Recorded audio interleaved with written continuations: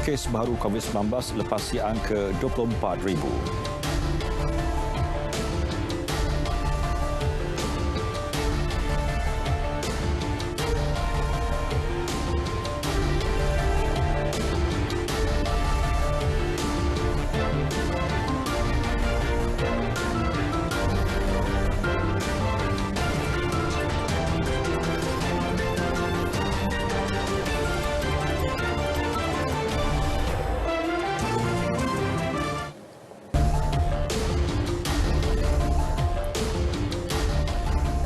Assalamualaikum, salam sejahtera. Berita tengah malam bersama saya Muhammad Shah Musa. Seorang kanak-kanak yang tular dengan telatah mencuit hati memberi pesanan SOP COVID-19, Muhammad Amin Salih Abdullah, telah membuskan nafas terakhirnya pada usia 9 tahun. Berita duka mengenai pemergiannya turut mendapat perhatian Perdana Menteri Datuk Seri Ismail Sabri Yaakob menerusi Facebook yang mengucapkan takziah kepada keluarga atas pemergian Allahyarham. Memakai masker di sini, kan di sini. Takutlah tuh luntur bedaknya, makeupnya. Itulah dia memakai masker di sini, kan kalau dia pakai di sini kan. Kenyataan sama turut menyebut Allahyarham seorang anak yang sangat baik dan bijaksana. Sebelum ini, video Allahyarham yang meminta orang ramai mematuhi SOP memakai pelitup muka pernah diulang siar Perdana Menteri ketika beliau masih menjadi Menteri Kanan Pertahanan. Sementara itu, Ibu Allahyarham Santi Sabri berkata anak bongsu daripada 4 adik-beradik itu meninggal dunia di kediamannya di Jalan Kohara, Tawau selepas mengalami sesak nafas kira-kira pukul 1.30 pagi. Bapa Allahyarham Alip Muhammad juga memaklumkan anaknya itu ada mengidap penyakit asma dan mudah lelah. Bagaimanapun, keluarganya redha dengan apa yang terjadi dan menganggap ia ujian untuk mereka sekeluarga.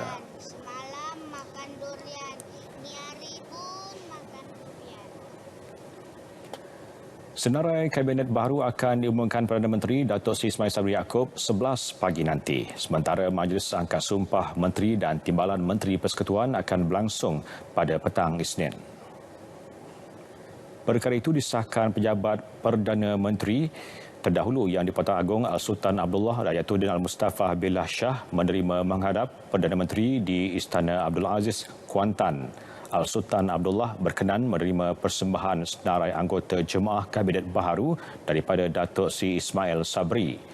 Istana Negara menerusi hantaran di Facebook memaklumkan sesi menghadap itu merupakan kali kedua bagi Datuk Seri Ismail Sabri selaku Perdana Menteri.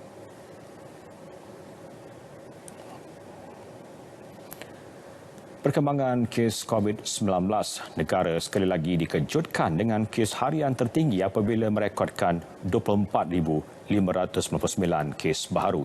Ini menjadikan jumlah keseluruhan kepada 1,640,843 kes dengan jumlah kes aktif 265,841.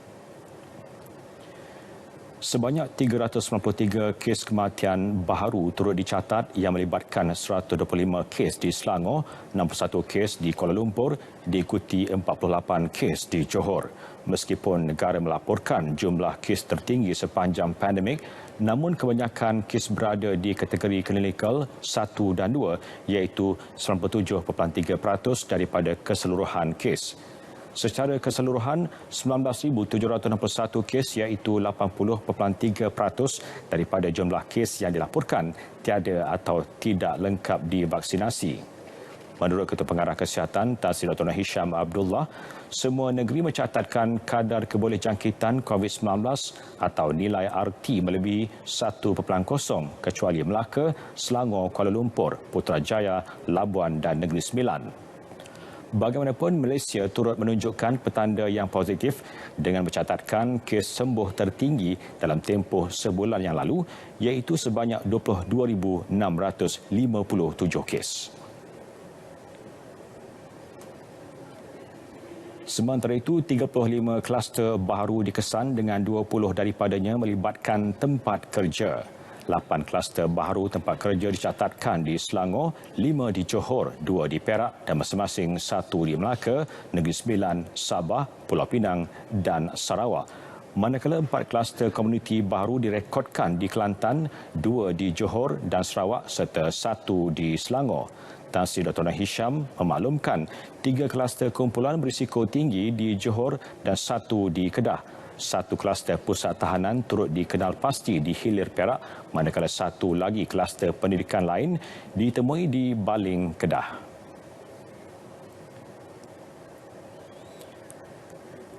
Hampir 54,000 pekerja industri di Selangor dikesan positif COVID-19 sejak Julai melalui saringan yang dijalankan di tempat kerja. Saringan dijalankan melalui pihak majikan sebagai persediaan sebelum masuk ke tempat kerja, kontak rapat kepada rakan kerja yang positif dan saringan kendiri pekerja itu sendiri di fasiliti kesihatan swasta. Menteri Besar Selangor Dato' Syamiruddin Syahri berkata daripada jumlah berkenaan, 62% merupakan pekerja di sektor perkilangan, 14.5% perkhidmatan, 13.5% pekerja pembinaan dan 10% pekerja sektor perdagangan. Secara kasarnya, jumlah tersebut mewakili 17.1% dari kes yang dikenal pasti di seluruh negeri Selangor dari 313.075 kes, iaitu bermula Julai 2021 sehingga kini adalah daripada pekerja-pekerja industri. Hadirin berhormat sekalian, sudah saya menyebutkan bahawa kejadian-kejadian yang melibatkan kes pekerja-pekerja ini kadang-kadang tidak berlaku di tempat kerja itu saja. Kadang-kadang ia berlaku di penempatan mereka. Dan juga banyak kes-kes yang berlaku di luar lingkaran pekerjaan yang kemudian memasuki kawasan-kawasan pekerjaan kerana pada waktu ini virus sudah berada di komuniti. Dalam pada itu, sebanyak 79 kilang sektor pembuatan telah diarah tutup kerana melanggar SOP. Beliau menyatakannya ketika sesi pertanyaan lisan mesyuarat pertama penggal keempat persidangan Dewan Undangan Negeri Selangor ke-14 di Shah Alam. 13.84 juta individu atau 42.4% populasi Malaysia telah lengkap 2 dos vaksin COVID-19 setakat 25 Ogos. Pada masa yang sama, seramai 18.79 juta individu atau 57.5% sudah menerima dos pertama, menjadikan jumlah kumulatif pemberian vaksin kini 32.63 juta dos. Dalam pada itu, 423,380 dos vaksin telah diberikan pada 25 Ogos. Berikut data harian vaksinasi di Malaysia mengikut negeri. Perkembangan banjir di Perak. Sebuah pusat penempatan sementara PPS di negeri itu ditutup pada pukul 4.30 petang, sekaligus menjadikan jumlah penduduk terjejas banjir ketika ini menurun kepada 171 orang. PPS yang ditutup adalah di Sekolah Kebangsaan SK Matang, daerah Larut, Matang dan Selama yang telah dibuka sejak 18 Ogos lalu. Menurut Jabatan Bomba dan Penyelamat Malaysia JBPM Negeri, penutupan itu menjadikan jumlah PPS yang beroperasi ketika ini sebanyak 2 buah PPS dan masing-masing terletak di daerah Kerian. 2 PPS berkenaan adalah di SK Cangkat Lobak dengan jumlah penduduk berlindung seramai 111 orang, manakala SK Alur Pongsu menempatkan 60 orang penduduk. Kerja-kerja penyelenggaraan 3 jalan persekutuan sepanjang 540 km di Johor melibatkan anggaran kos RM140 juta diharap dapat dilaksanakan segera. Urusan memuktamadkan perjanjian kontrak baru penyelenggaraan ketiga-tiga jalan itu sedang dilaksanakan Kementerian Kerja Raya. Exco Johor Muhammad Solihan Badri berkata kontrak bagi penyelenggaraan ketiga-tiga jalan sebelum ini tamat pada 2018. Ia melibatkan Jalan Johor Bahru Gemas, Jalan Johor Bahru Endau dan Jalan Johor Bahru Pontian Muar.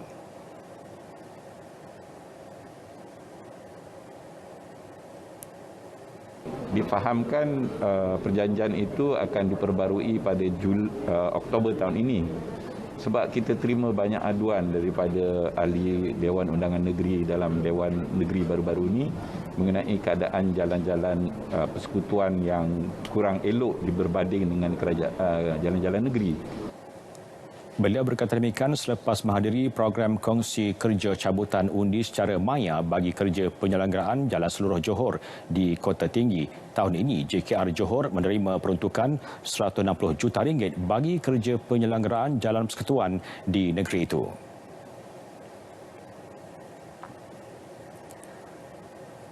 Sambutan Hari Kebangsaan peringkat Negeri Sembilan akan diadakan secara tertutup dengan jemputan terhad kepada 60 orang sahaja. Menurut Menteri Besar Datuk Seri Aminuddin Harun, sambutan tersebut hanya melibatkan orang kenamaan, pemimpin negeri, ketua jabatan serta petugas Barisan Hadapan. Yang di-Tuan Besar Negeri Sembilan, Tuanku Mohriz Ibni Almarhum, Tuanku Munawir serta Tuanku Ampuan Besar Negeri Sembilan, Tuanku Aisyah Rohani Tengku Besar Mahmud akan berangkat ke majlis berkenaan.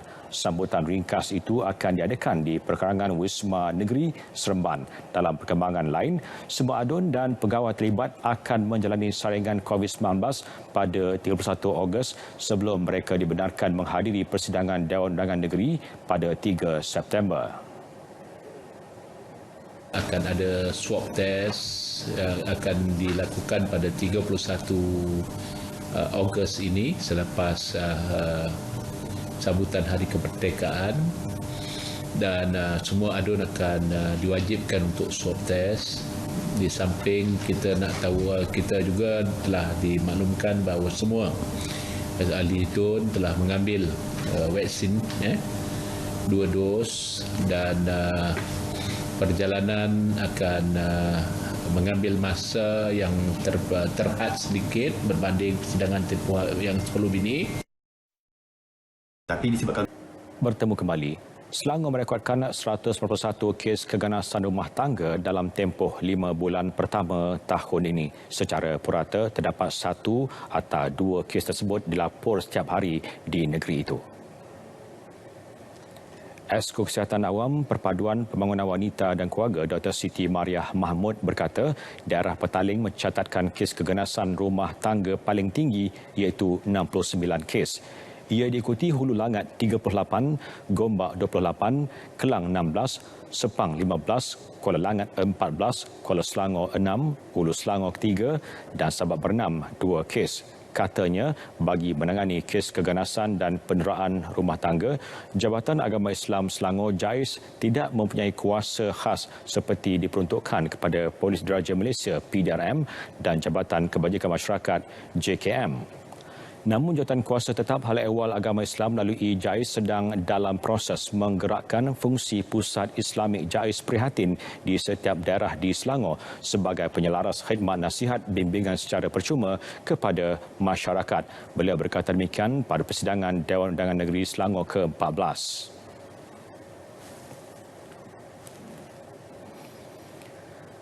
Anggota polis berpangkat Lance Corporal mengaku tidak bersalah atas 2 pertuduhan menerima rasuah kononnya bagi menyelesaikan kes tangkapan seorang lelaki 2 tahun lalu. Tertuduh Kamaruzaman Muhammad Sanusi yang ketika kejadian bertugas di IPD Sepang membuat pengakuan itu selepas pertuduhan dibacakan di Mahkamah Session Seremban.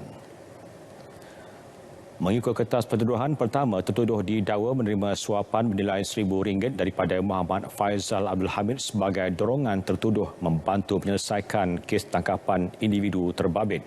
Bagi pertuduhan kedua, tertuduh didakwa secara rasuah bersetuju menerima wang tunai juga sebanyak RM1,000 daripada individu sama. Mahkamah membenarkan tertuduh yang kini bertugas di IPK Negeri Sembilan dikajamin RM7,000 dengan seorang penjamin selain perlu melapor diri kepada SPRM secara berkala. Kes akan disebut semula pada 29 September.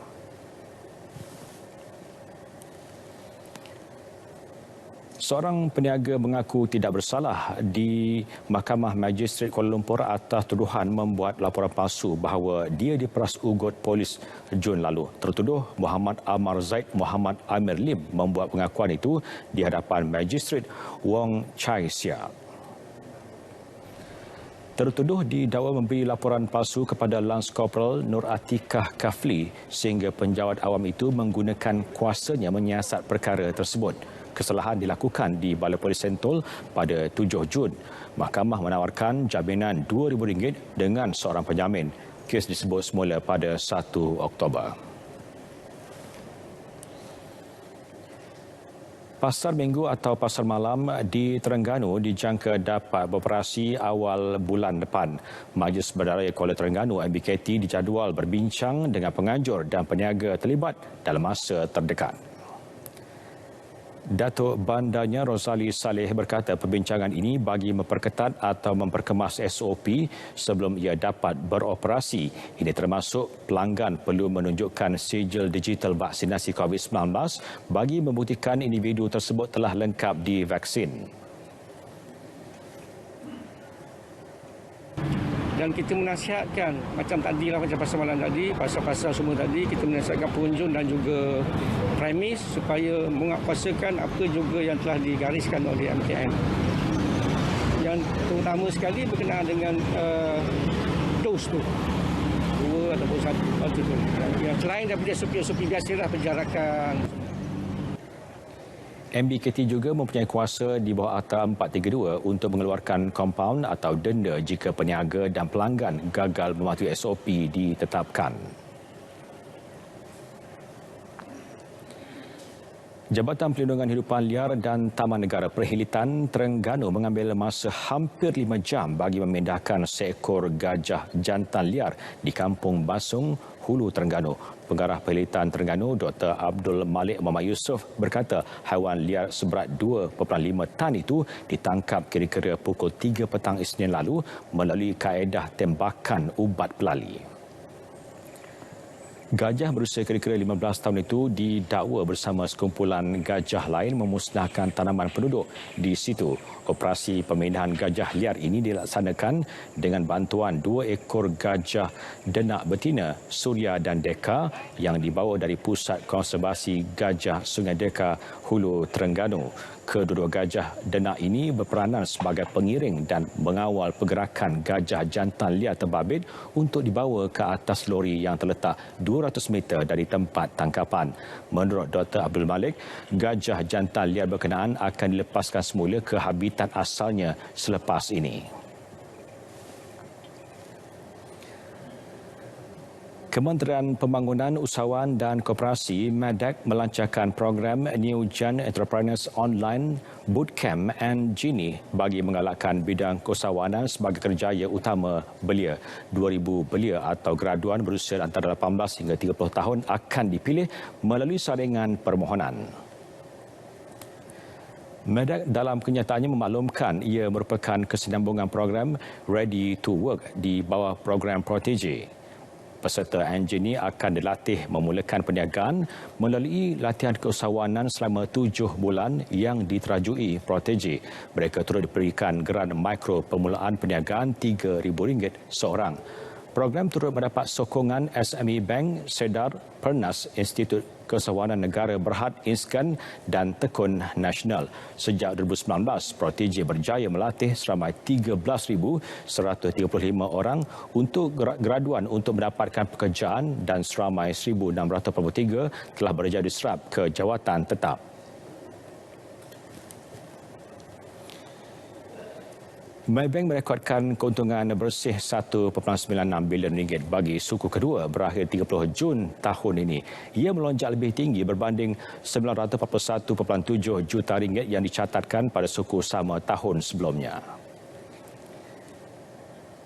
Presiden dan Ketua Pegawai Eksekutif Kumpulan Maybank Datuk Abdul Farid Alias menyatakan keuntungan melonjak berikutan peningkatan pinjaman dan margin faedah bersih. We are maintaining our guidance for annual credit costs of between 70 to 80 basis points.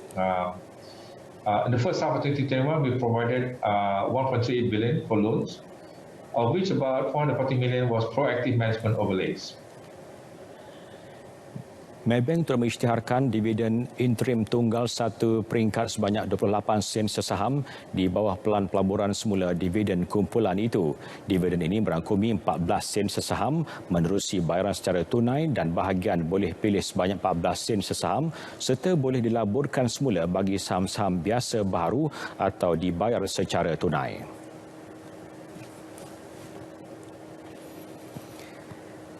13 daripada 88 menara telekomunikasi baharu yang dibina di bawah inisiatif digital negara Jendela Fasa 1 2020-2022 di Terengganu telah siap.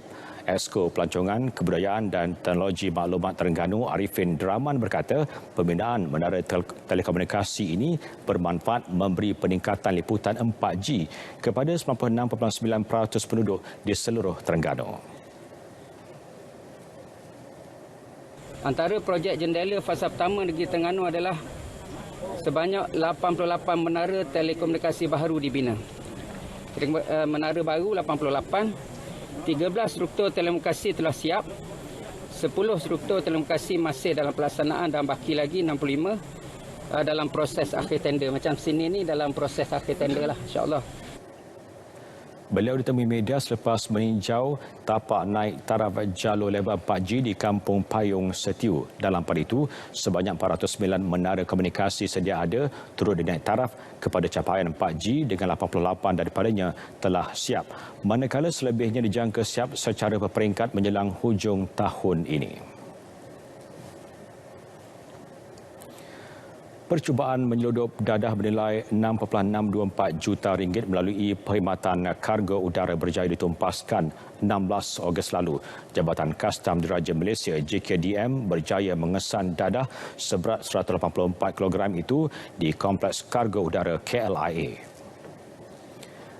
Susulan itu, dua lelaki tempatan masing-masing berusia 35 dan 43 tahun ditahan.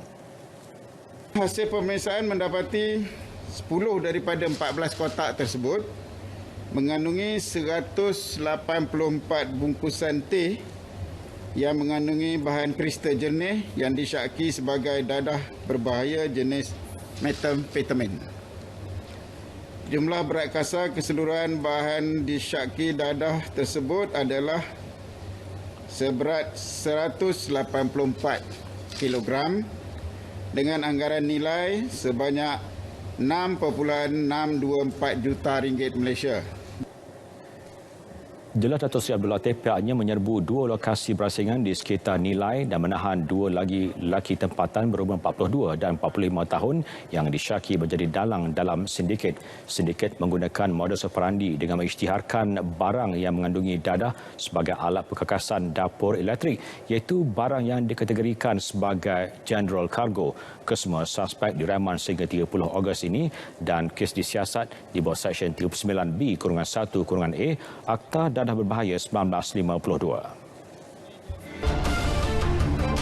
Berita tengah malam berakhir di sini. Saudara, menjelang sambutan Hari Kebangsaan ini, kibarkan jalur gemilang tanda anda cintakan negara. #Malaysia Prihatin, #Demi Negara, #Menang Bersama. Saya Muhammad Syah Musa. Assalamualaikum dan selamat malam.